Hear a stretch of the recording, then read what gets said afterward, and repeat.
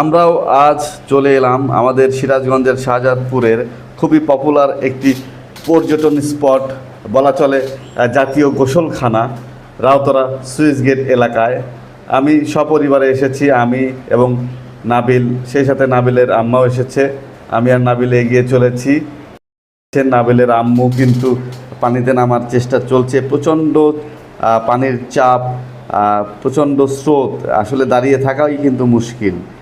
তিনি কিন্তু ঠান্ডা পানিতে গোসল সেরে নিচ্ছেন। অনেক আনন্দঘন একটি জায়গা, অনেক সুন্দর একটি জায়গা।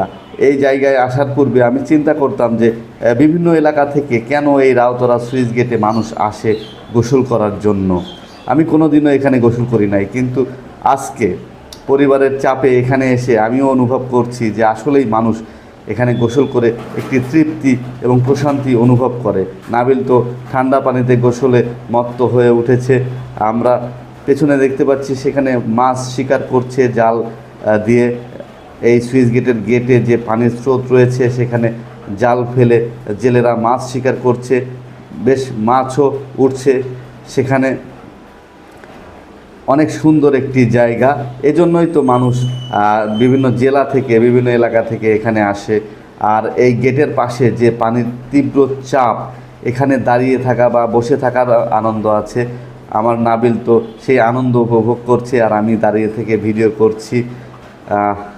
তারপরে এক পর্যায়ে আমি নিজেও কিন্তু এই পানিতে নেমে পড়েছিলাম, নিজের গাটা ভিজিয়ে নিয়েছি এই স্নিগ্ধ শীতল পানিতে।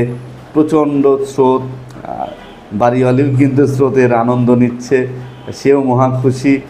আমরা প্রত্যেকেই এনজয় করলাম আজকের এই দিনটি। এবং নাবিলকে কিন্তু আমি প্রমিস করেছি যে আমরা প্রতিদিন একবার হলেও এখানে এসে গোসল করব।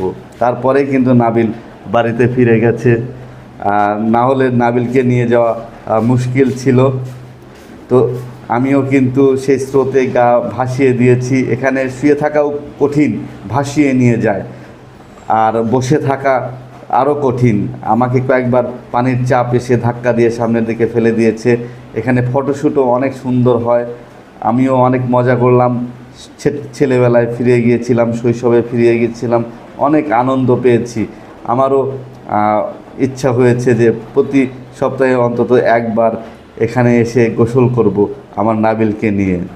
আপনারাও আসতে পারেন, যে কেউ এখানে অনেক ভালো লাগবে পরিবার পরিজন নিয়ে। অনেক সুন্দর টুরিস্ট স্পট, অনেক সুন্দর পর্যটন কেন্দ্র। আমিও গা ভিজিয়ে নিলাম স্নিগ্ধ শীতল পানিতে, অনেক সুন্দর একটি জায়গা। এই কারণেই মানুষ এই রাউতরা সুইচ গেটের টানে দেশের বিভিন্ন প্রান্ত থেকে ছুটে আসে।